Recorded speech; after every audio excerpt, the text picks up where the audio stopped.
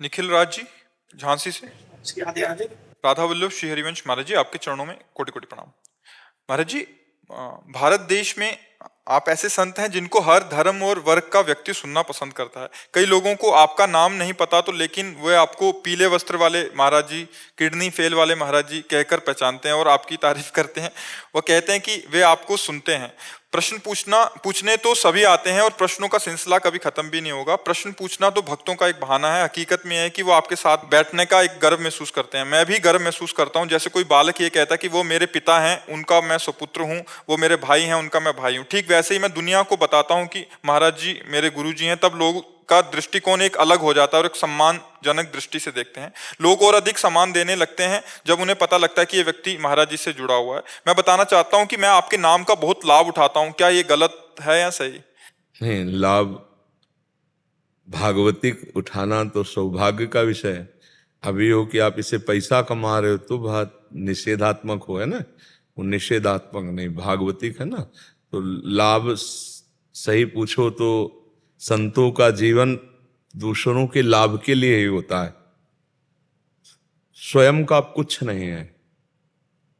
जैसे गंगा जी प्रवाहित स्वयं के लिए नहीं है, जगत मंगल के लिए है।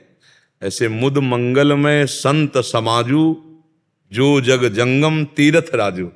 चलते फिरते तीर्थराज प्रयाग की उपमा गोस्वामी तुलसीदास जी ने संतों से दी है। वैसे तो संत नहीं है, उनके चरणों के दास हैं, पर मार्ग तो वही है संतों का। तो हमारा जीवन सर्व लाभ के लिए, सबके लिए है। वो लाभ दूषित भाव से न लिया जाए। अगर आप पर कोई कि आप प्रेमानंद जी के पास बैठते हैं, मिलते हैं, तो आपको आदर की दृष्टि से देखता है, तो आपका व्यवहार और सावधान हो जाना चाहिए कि मेरी छोटी सी गलती उनको गाली दिलवा देगी। समझ रहे ना। तो आप और अच्छे बनते चले जा रहे हैं, आप और फिल्टर होते चले जा रहे हैं, अपना सुधार करते। ये है संत का लाभ कि मेरा नाम उनके नाम से जुड़ गया है, मेरा जीवन उनके जीवन से जुड़ गया है।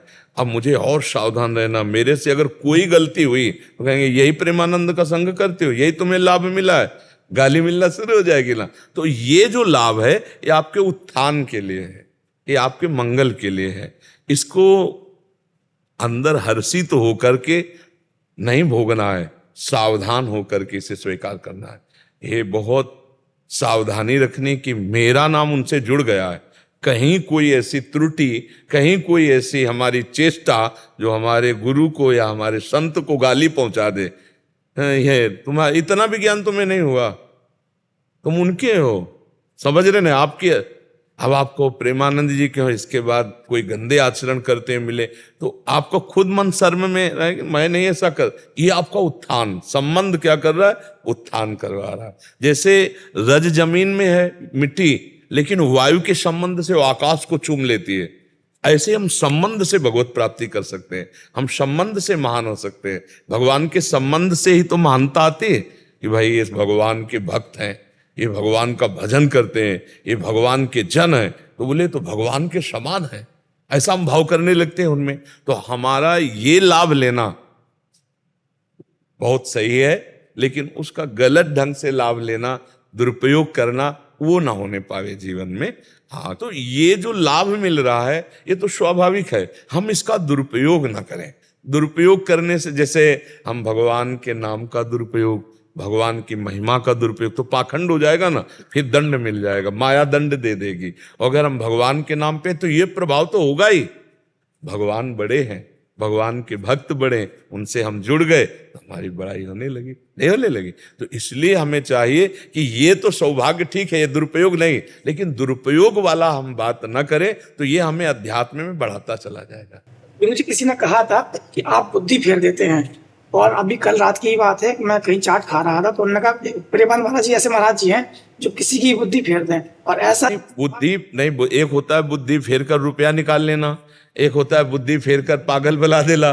बुद्धि फेरने का मतलब है जो गलत मार्ग में बुद्धि चल रही है वो भगवान के मार्ग में चल। एक ऐसा इत्तेफाक हुआ था कि हमारा फोन गाड़ी में रखा हुआ था और वो किसी ने उठा लिया फोन, और फिर वो उसमें आपकी फोटो लगी हुई है, तो उसका इरादा था चोरी करने का। लेकिन जब उसने फोन को देखा आपकी फोटो, तो वहां रुका रहा और उसने मुझे फोन वापस दिया ये कहकर कि आपका फोन बच गया क्योंकि आपके गुरुजी ये हैं। उसका मुझे नाम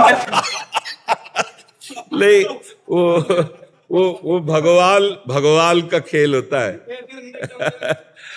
भगवान खड़ा रहा वहां पे कि हमारा फोन दूसरा ना ले जाए, इसलिए वो खड़ा। आप, इसमें क्या होता है, भगवान का खेल होता है। करे करावे आप सब और जने बढ़ाई दे, करने वाले भगवान हैं, सारा खेल उन्हीं का होता है। वो अब जैसे हैं वैसे भगवान के है ना, तो वही अपने जन की बड़ाई कराते रहते हैं और वही ठोक बजा के भी देखते रहते हैं कि इस समय मटकी कैसी है, झनझना तो नहीं रही है, तो ठोक बजाने वाले भी, निंदा करने वाले भी लगा देते हैं, क्योंकि मटकी को बजा के देखा जाता है बाजार में जब खरीदा जाता है। तो भगवान दोनों रूप कराते हैं, अपने भक्तों का यश भी फैलाते हैं और भक्तों की निंदा भी। देखो हिरण्यकश्यप के ही अंदर विरोध और प्रहलाद जी के अंदर भक्ति, पिता ही विरोधी हो गया। मीरा जी के अंदर भक्ति तो देवर के अंदर ही विरोध, नरसिंह जी के भक्ति तो उनकी भाभी ही भारी विरोध, घर में ही। तो भगवान का दोनों रूप समझना पड़ेगा। निंदा करने वाले में भी भगवान अपना चमत्कार दिखा रहे और प्रशंसा करने वाले में भी भगवान अपना दुलार दिखा रहे। तो हमको दोनों को पहचान कर प्रणाम करके भगवत मार्ग में चलना। कभी हम केवल अनुकूलता ही अनुकूलता को कृपा न माने, कभी प्रतिकूलता भी हो सकती है। उस समय भी हम कृपा को पहचाने कि प्रतिकूलता रूप में भी भगवान की कृपा रहे। देखो कभी कभी कड़वी दवाई भी बहुत जोर का काम करती है, उस समय मीठी दवाई की जरूरत नहीं होती। तो ये तैयार रहो कि कभी कभी कड़वी दवा भी मिल सकती है। जैसे तुम्हारी 4 लोग प्रशंसा कर रहे थे इस बात से, ऐसे एक रूप में भगवान तुम्हारी परीक्षा के लिए अब तुम्हें हृदय को बहुत शांत रखते हुए ये भगवान का ही प्रेरित आया है, मुझे गुस्सा नहीं करना, मुझे अपनी निष्ठा नहीं तोड़नी, मुझे अपने भाव से चल। परमार्थ में 2 बातें समझनी है कि निंदा और स्तुति दोनों में मुझे सम रहना है, मान और अपमान दोनों में सम रहना है, अनुकूल और प्रतिकूल दोनों में सम रहना है, तो हम आगे बढ़ पाएंगे, नहीं टूट जाएंगे। अच्छा ही मिलता रहे ऐसा नहीं आया। सुबह राज तिलक होने वाला है चक्रवर्ती सम्राट पद पे भगवान श्री राम जी का, और शाम के ही 14 वर्ष का वनवास, तापस वेश विशेष उदासी 14 वर्ष राम बन। भगवान की मुस्कुराहट में फर्क नहीं पड़ा।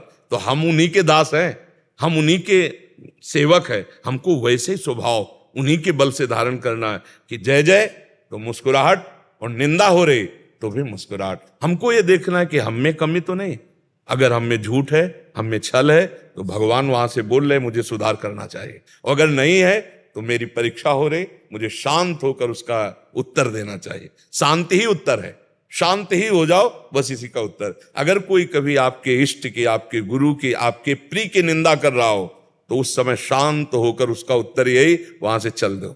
न लड़ना है, न जवाब देना है, न प्रमाणित करना है, क्योंकि प्रमाणित करने में लगोगे तो बकवास होगा, प्रमाण कर नहीं पाओगे। संसार है मौन शांत चुप निकल गए, तब आप सच्चे भक्त बन पाओगे। केवल ये प्रशंसा ही नहीं है, निंदा भी है। भगवान की 100 भक्ति करने वाले हैं तो एक है जो गाली भी देने वाला है, इस सृष्टि में है, इसी सृष्टि में है। ऐसे ही 100 प्रशंसा वाले हैं तो 4 निंदा वाले भी हैं। तो अभी मान लो निंदा वाले ना मिले हों आपको और कहीं मिल जाएं, फिर आपकी श्रद्धा, आपकी निष्ठा, आपकी मुस्कुराहट तीनों बराबर बरकरार रख लिए, तभी आप सच्चा सत्संग किए हो, नहीं तो फिर टूट जाओगे, नहीं टूट जाओगे।